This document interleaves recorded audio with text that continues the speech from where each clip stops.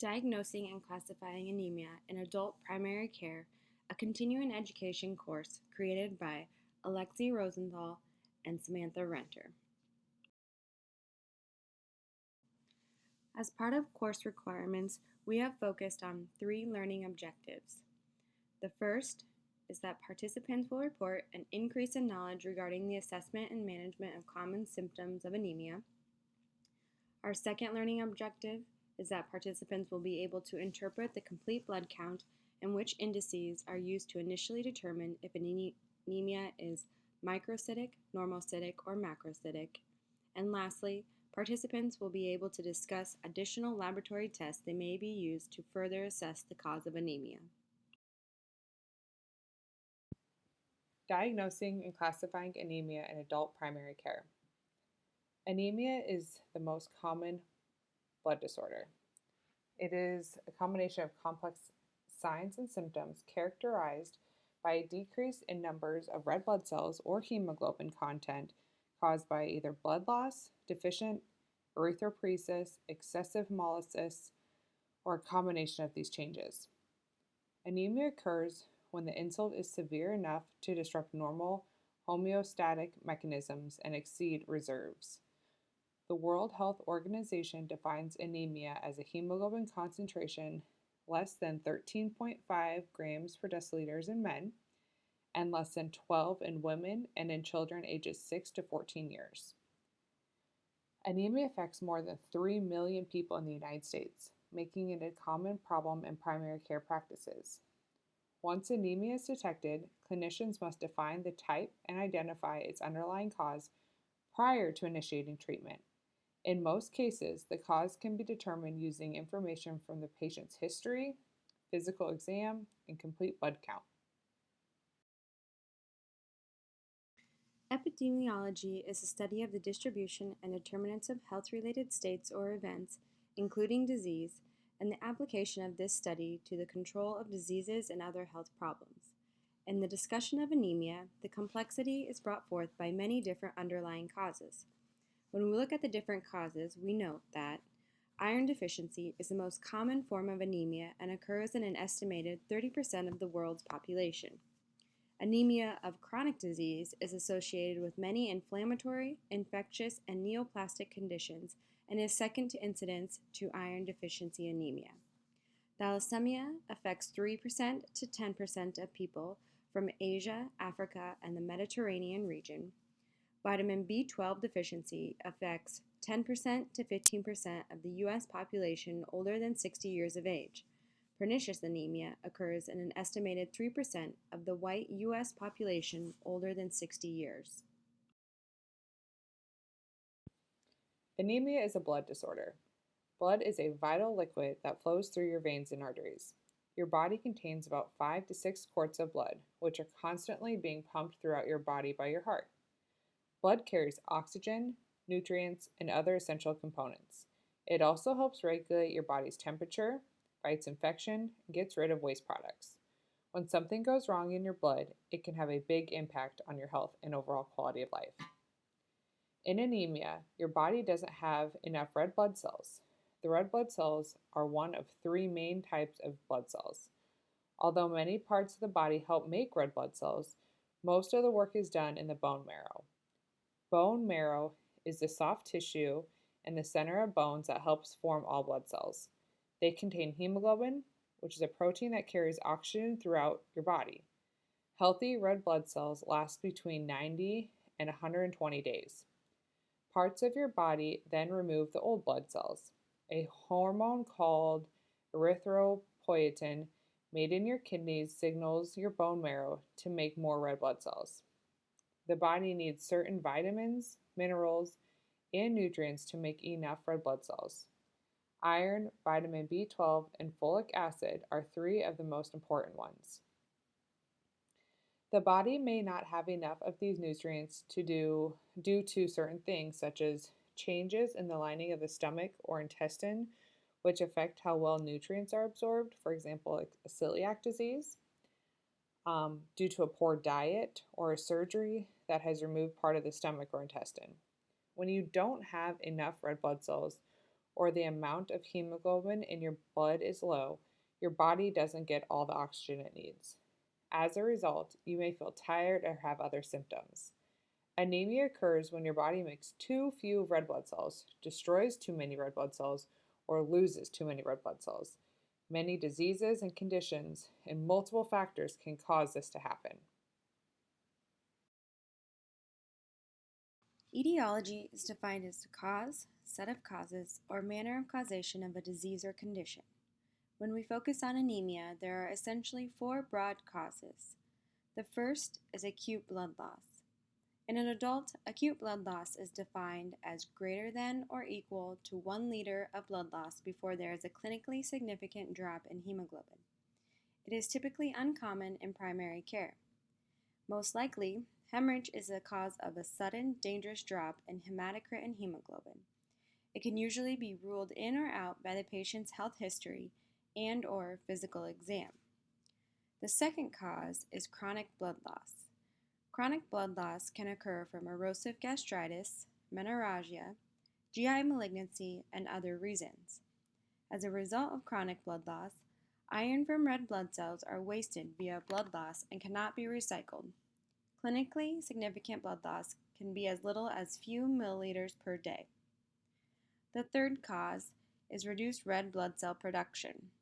It can occur from a nutritional deficit, such as vitamin B12, folic acid, or iron deficiency, anemia of chronic diseases, bone marrow suppression, and reduced erythropoietin production or chronic renal failure.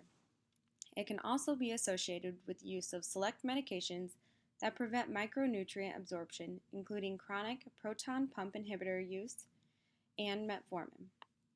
The last cause is premature destruction. In premature destruction, hemolysis occurs, resulting in a shortened red blood cell lifespan. A typical RBC lifespan is usually 90 to 120 days. However, hemolysis is a relatively uncommon reason for an anemia. A shortened red blood cell lifespan is part of the mechanism in anemia of chronic disease. The following items are considered risk factors for anemia. A diet lacking in certain vitamins. Having a diet that is consistently low in iron, vitamin B12, and folate increases your risk of anemia. Intestinal disorders. Having an intestinal disorder that affects the absorption of nutrients in your small intestine, such as Crohn's disease or celiac disease, puts you at a risk for anemia. Menstruation. In general, women who haven't experienced menopause have a greater risk of iron deficiency anemia than men and postmenopausal women, simply because menstruation causes the loss of red blood cells. Pregnancy. If you are pregnant and aren't taking a multivitamin and folic acid, you're at increased risk for anemia. If you have cancer, kidney failure, or another chronic condition, you may be at risk for anemia of chronic disease. These conditions can lead to a shortage of red blood cells. Slow chronic blood loss from an ulcer or other source within your body can deplete your body's storage of iron, leading to iron deficiency anemia. A family history, a positive family history. If you have a history of inherited anemia, such as sickle cell, you are also an increased risk. And then other factors, history of certain infections, blood diseases, and autoimmune disorders, alcoholism, exposure to toxic chemicals, and the use of some medications can affect red blood cell production and lead to anemia. People over the age of 65 are also considered at an increased risk of anemia. Clinical presentation. When conducting a physical exam on your patient, here is a list of signs and symptoms that may be associated with anemia: abnormal uterine bleeding, chest discomfort, dyspnea, fatigue, GI distress with or without blood in their vomit, jaundice, melena, orthostatic blood pressure changes, pallor, peripheral edema, tachycardia, and weakness. The severity of symptoms can vary from mild to very serious. Often, mild cases are asymptomatic or may be associated with fatigue, dyspnea on exertion, weakness, palpitations, edema, or symptoms of underlying disease. More severe cases may present with congestive heart failure, transient ischemic attacks, syncope, or angina.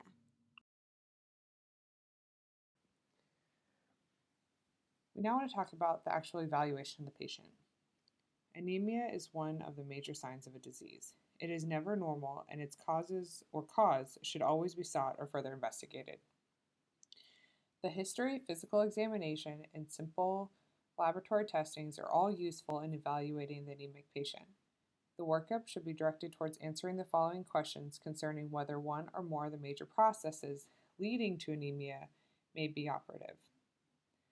In regards to the history of the patient, there are a number of important components to the history in the setting of anemia. We should always consider recent anemia is almost always an acquired disorder, while lifelong anemia, particularly if accompanied by a positive family history, is likely to be inherited. We must consider ethnicity and country of origin, for this is very common in patients from the Mediterranean, Middle East, Africa, and Southeast Asia. A thorough review of the medications needs to be completed, specifically in regards to use of alcohol, and aspirin, and non-steroidal anti-inflammatory drugs. The patient's past history of blood transfusions, possible liver disease, and treatment of patients with iron, herbal preparations, and exposure to toxic chemicals in the workplace or environment needs to be addressed as well. Laboratory evaluation of anemia. Initial testing should begin with a complete blood count, which should include a hemoglobin and hematocrit, a platelet count, a white blood cell count with differential, red blood cell indices, reticulocyte count, and evaluation of the peripheral blood smear. With all anemias, the next step in testing is directed by hemogram results. If the provider has access to past CBC results, a comparison of the current and previous results will help determine whether the anemia is acute or chronic. In an individual who is anemic from iron deficiency, these tests usually show the following results: a low hemoglobin and hematocrit, a low mean cellular volume, low ferritin, low serum iron, high transferrin or total iron binding capacity, and low iron saturation. With all anemias, the next step testing is directed by hemogram results. The following are a list of additional tests that will help determine the cause of anemia. So a blood smear test can be done to evaluate the red blood cells, white blood cells, and platelets, and distinguish between the different types of white blood cells and determine their relative percentage in the blood. A blood smear also is used to help detect, diagnose, and or monitor the range of deficiencies, the diseases, and disorders involving blood cell production, function, and lifespan.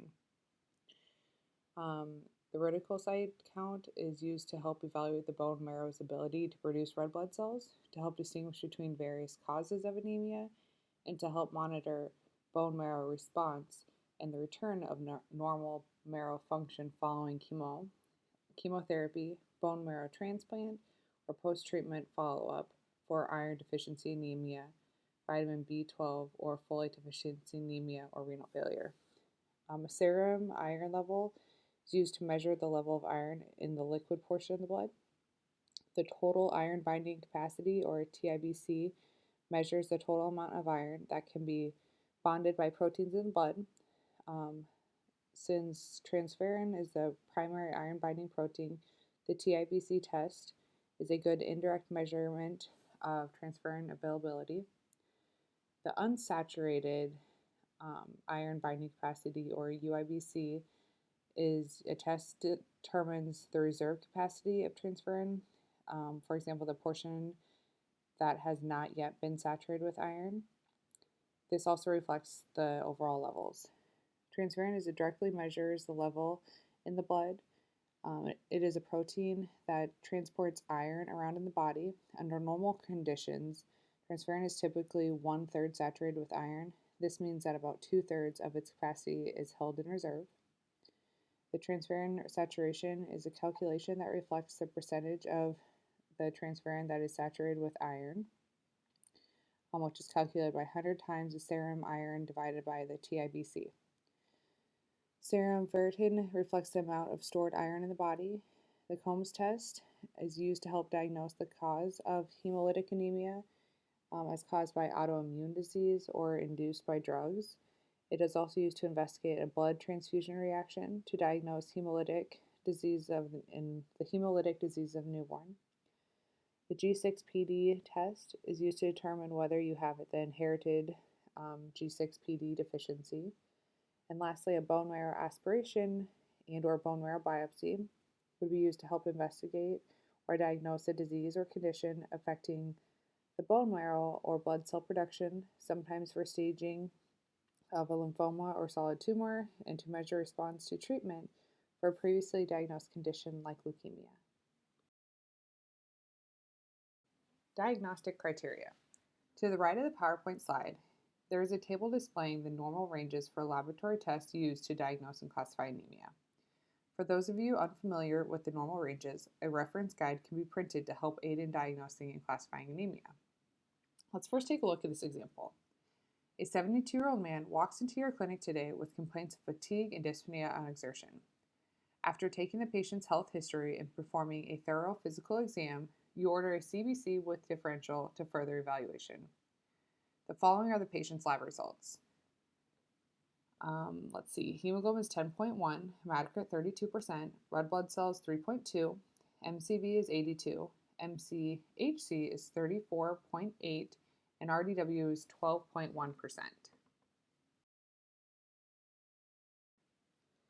We found a great diagram that shows a simple way to classify anemia.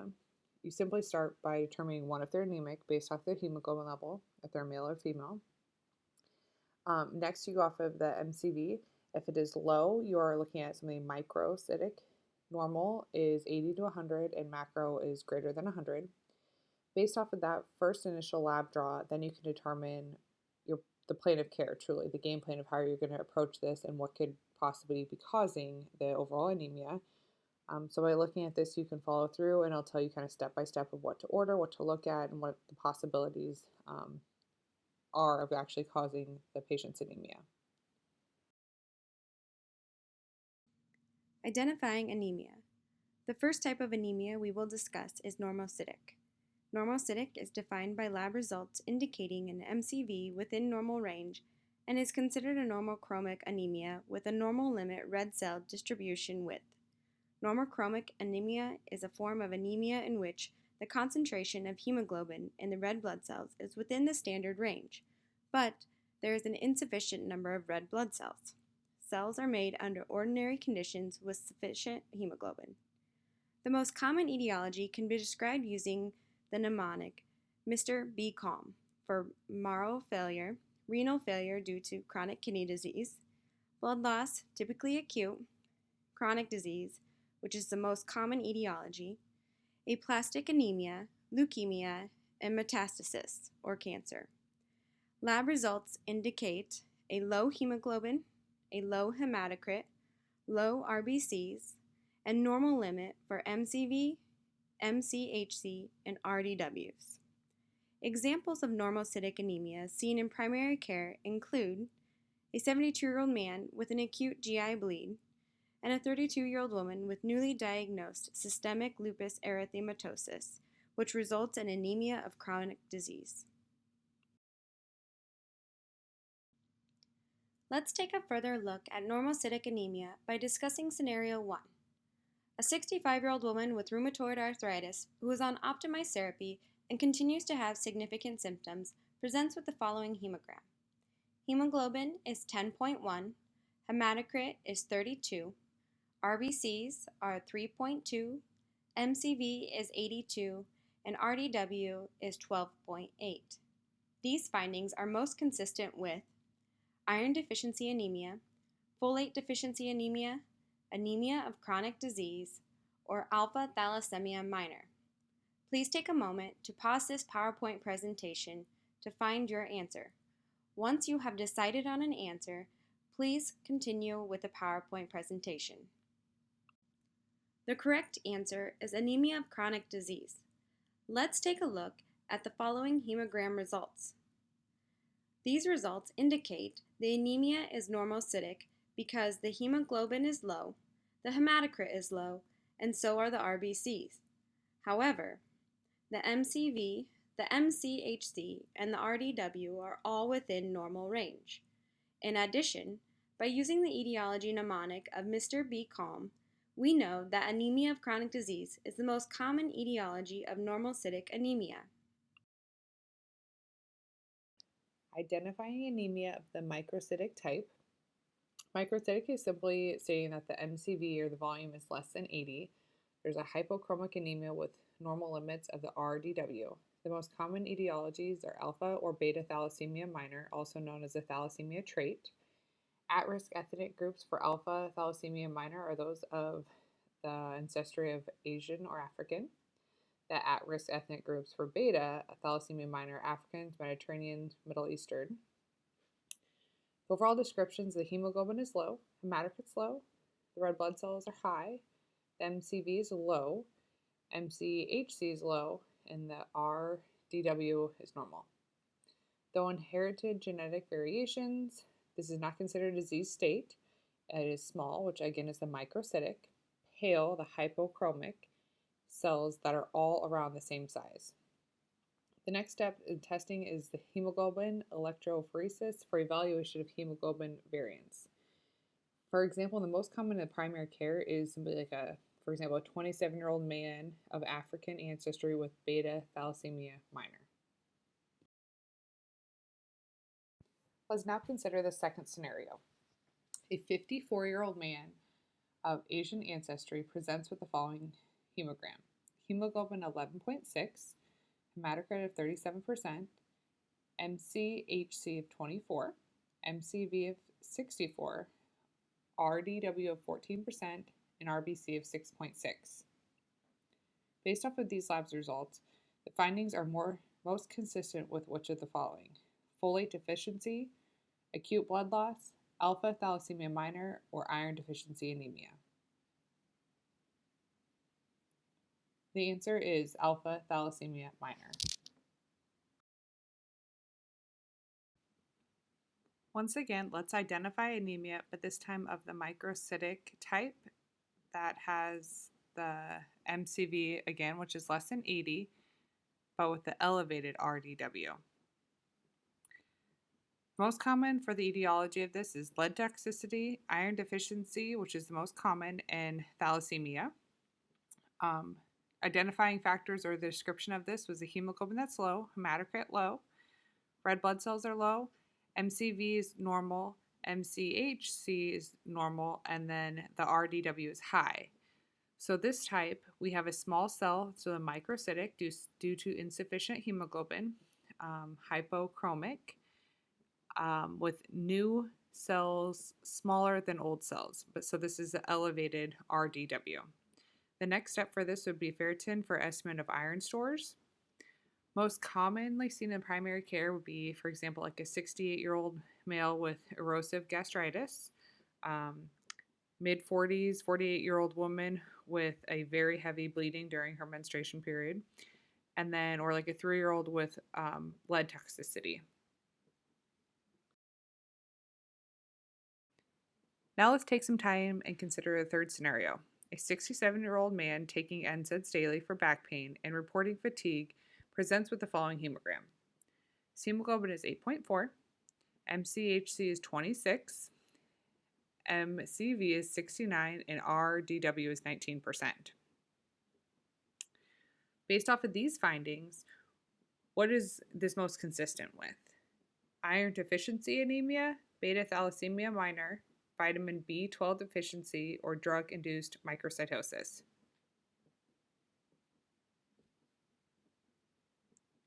The correct answer would be iron deficiency anemia. Finally, we will discuss macrocytic anemia. Macrocytic is defined by lab results indicating an MCV greater than 96 and is considered a normochromic anemia with elevated red cell distribution width. Macrocytic anemia has abnormally large cells due to an altered RNA-DNA ratio. a hemoglobin content within normal limits, and new cells that are larger than old cells, resulting in an elevated RDW. The most common etiology can be described using A, B, C, D, E, F. A for alcohol, B, B12 deficiency, C, compensatory reticulocytosis, or blood cell loss and hemolysis, D, drugs or dysplasia, marrow disorders, E, endocrine disorders such as hypothyroidism, and F, for folate deficiency or fetus, in other terms, a pregnancy. Lab results indicate a low hemoglobin, low hematocrit, low RBCs, a high MCV, normal limit MCHC, and high RDW. The next step test would be to check a vitamin B12 and folate level. An example of macrocytic anemia seen in primary care clinic would be a 72-year-old man who comes in with untreated pernicious anemia. Let's take a further look at macrocytic anemia by discussing scenario 4. A 68-year-old woman presents with a 6-month history of increasingly severe peripheral numbness and oral irritation. Hemogram results are as follows: a hemoglobin of 6.2, hematocrit 20, RBC 2.1, MCV 132, MCHC 32.4, and RDW 19. These findings are most consistent with vitamin B12 deficiency, acute blood loss, alpha thalassemia minor, or iron deficiency anemia. Please take a moment to pause this PowerPoint to discuss your findings. Once you have found an answer, please continue the PowerPoint. The correct answer is vitamin B12 deficiency. Let's take a look at the hemogram results. We know that the hemogram results are macrocytic anemia because of a low hemoglobin, a low hematocrit, a low RBC, a high MCV, a normal limit MCHC, and a high RDW. When referring to the ABCDEF mnemonic associated with macrocytic anemia, we also know that vitamin B12 deficiency is one of the most common etiologies for macrocytic anemia. Here is some additional information to add when looking at hemogram results. You may note macrocytosis without anemia. This is typically associated with drug-induced macrocytosis. The most common etiology is excessive alcohol. This is equal to or greater than 5 drinks per day in males, greater than or equal to 3 drinks per day in females, or the use of select medications such as Tegretol, Depakote, Dilantin, and AZT. Keep in mind when taking a patient's health history that 1 drink is equal to 12 ounces of beer, 5 ounces of wine, and 1.5 ounces of 80 proof liquor.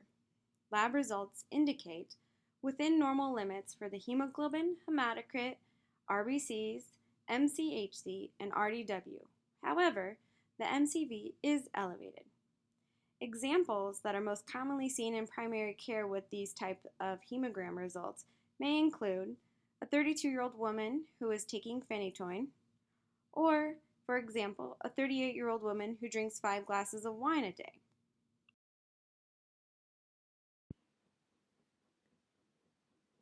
Recommendations regarding the treatment of anemia truly depends on the cause and how severe it is. The main goals of treatment are simply the following: to increase the red blood cell count or hemoglobin level in order to improve the oxygen carrying capacity of the blood, to treat the underlying condition causing the anemia, to prevent complications of the anemia such as a heart or nerve damage, and lastly, to relieve symptoms and improve the overall quality of life. Essentially, mild or moderate anemia with no symptoms or worsening may not need treatment right away, but severe anemia or anemia that is getting worse at a rapid speed needs treatment promptly.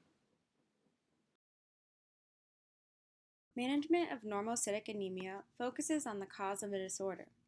In the initial phase of management, treatment should be symptomatic, thereby alleviating the common downstream effects of anemia.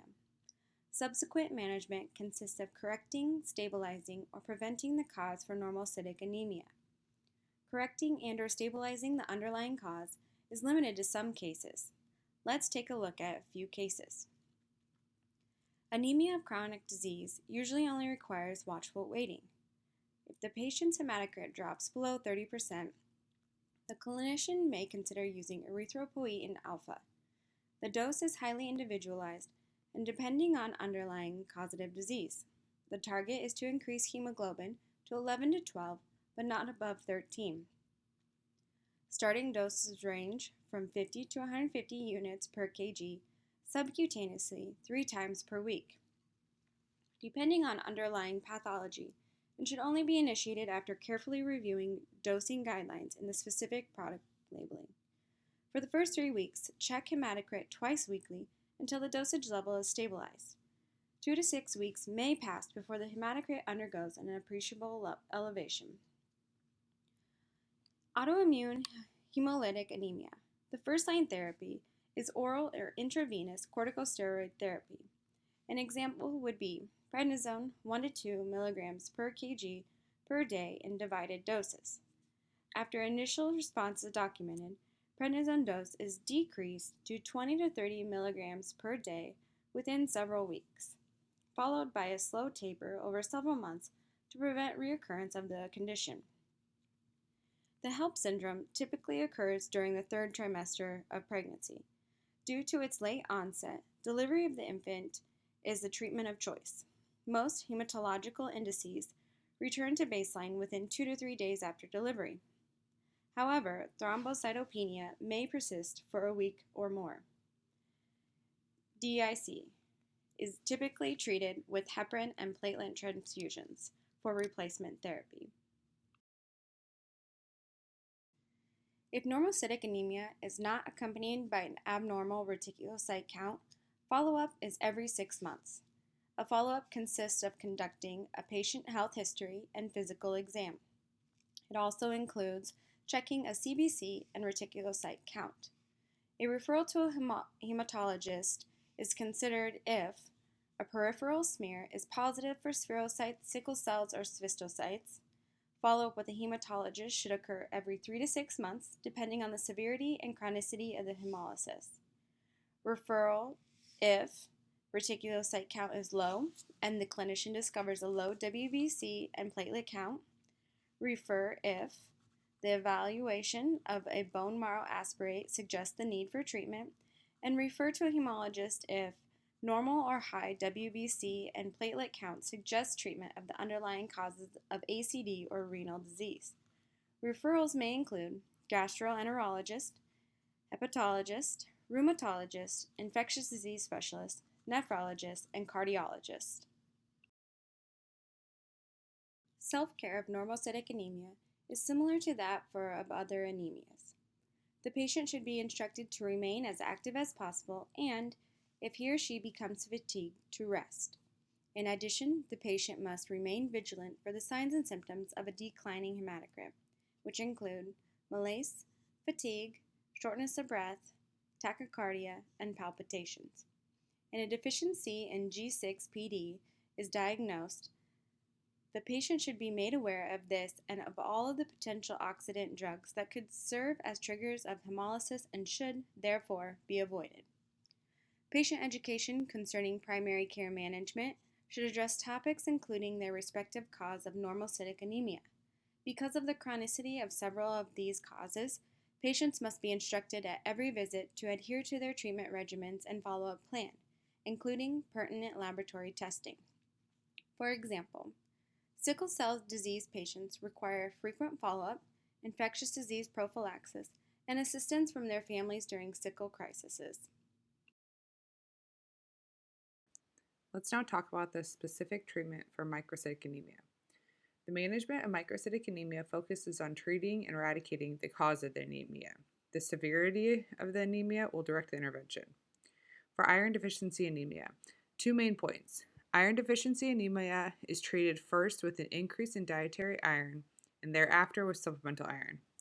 Food rich in iron should be recommended, such as animal proteins, legumes, and dark green leafy vegetables such as spinach.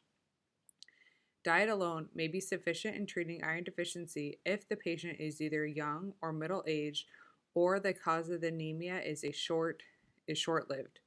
However, as the patient ages, particularly beyond the age of 65, and if the cause of the anemia is chronic, iron deficiency must be treated with either supplemental oral or IV iron. Supplemental oral iron is best given as ferrous sulfate, 325 milligrams 3 times a day. 10 to 20 milligrams will be absorbed from the total daily regimen if the serum iron is moderately low. In more severe cases, however, the level of absorption will increase. The clinician should recheck the red blood cell indices and iron values 2 to 4 weeks after starting the regimen to see if it's actually working or not, or if they need to deviate from the oral regimen.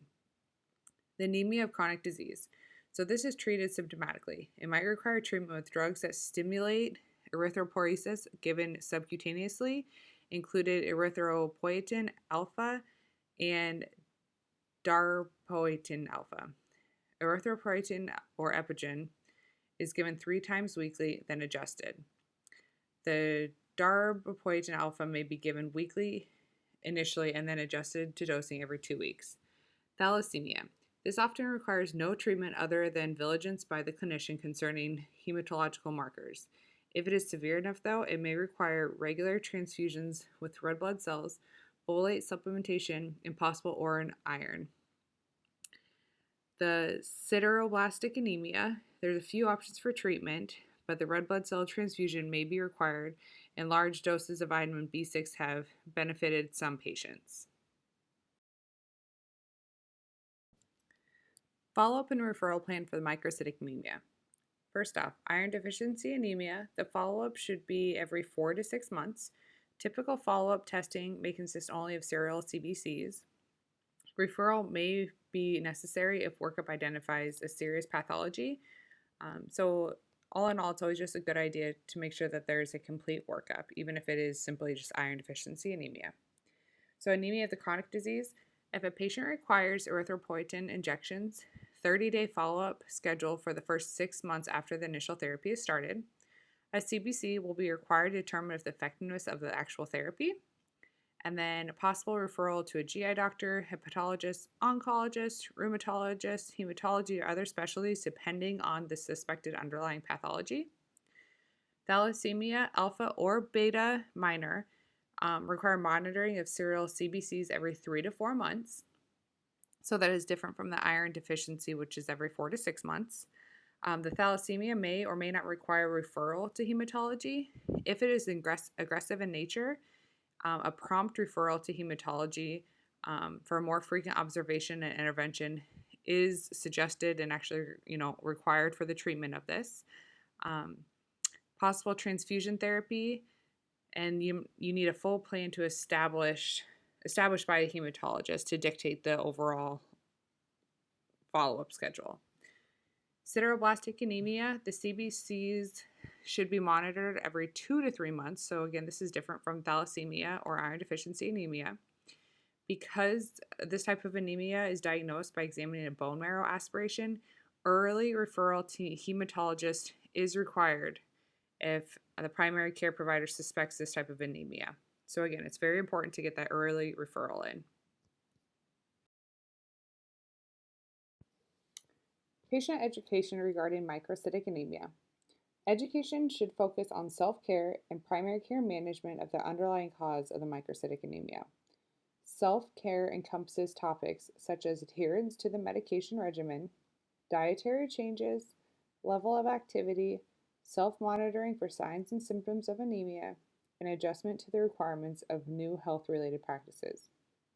For example, patients with iron deficiency anemia must be educated to perform the following self-care behaviors. 1.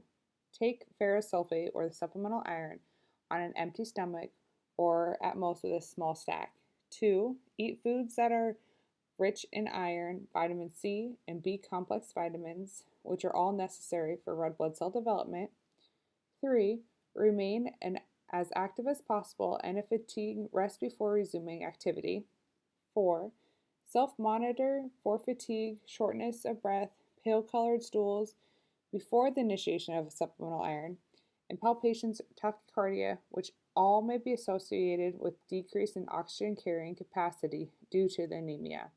And 5, share information about iron deficiency so that friends and family can assist in adjustments that new health related behaviors will require. Additional patient education focuses on primary care management. Patients need to understand the importance of timely clinical laboratory evaluations, return visits, recognizing signs and symptoms of recurrent anemia that should be reported to the clinician, and proper techniques for administering or receiving drugs that must be delivered via a peritoneal route, such as erythropoietin or IV iron supplements.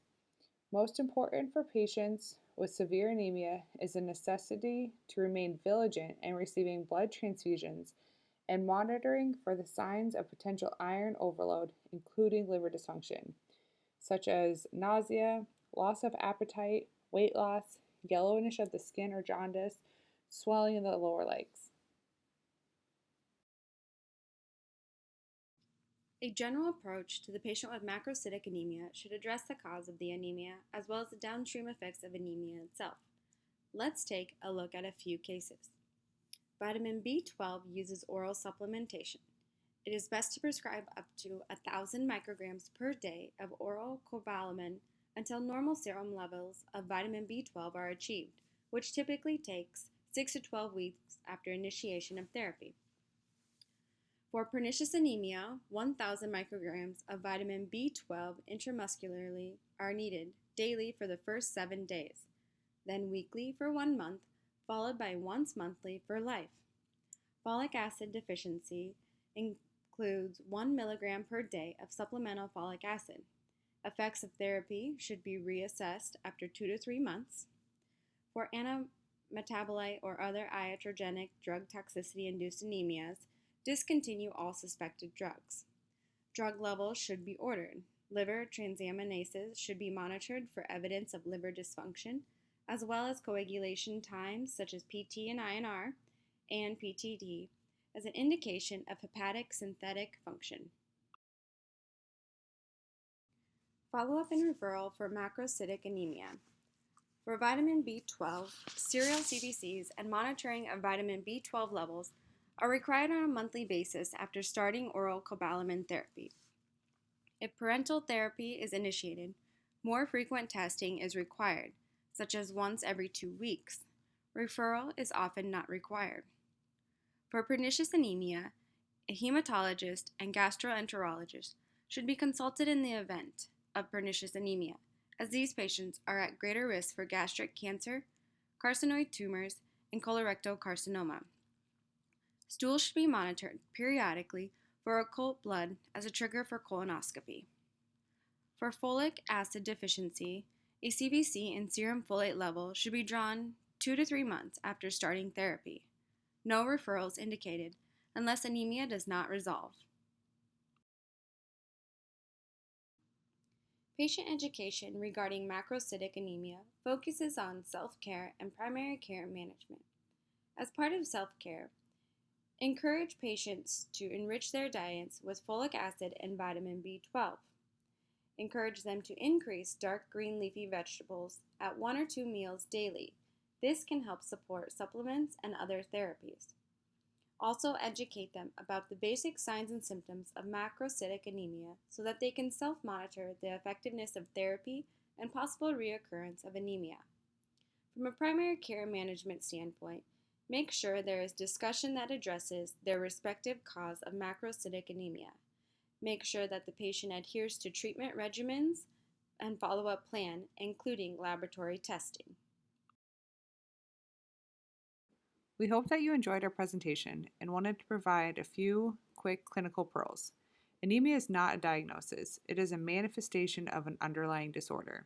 Thus, even mild, asymptomatic anemia should be investigated so that the primary problem can be diagnosed and treated. The initial approach to the patient with anemia is to perform a complete history and physical examination along with a review of the results of a complete blood count or CBC with white blood cells differential, platelet count, reticulocyte count, and examination of the peripheral blood smear. A hemoglobin concentration less than 13.5 grams per deciliters or less than 135 grams per liters, or a hematocrit of less than 41% represents anemia in men. A value less than 12 grams per deciliters or less than 120 grams per liters, or essentially less than 36%, respectively, represents anemia in women. Differences might also exist between races in older adults and athletes, so this should never be overlooked.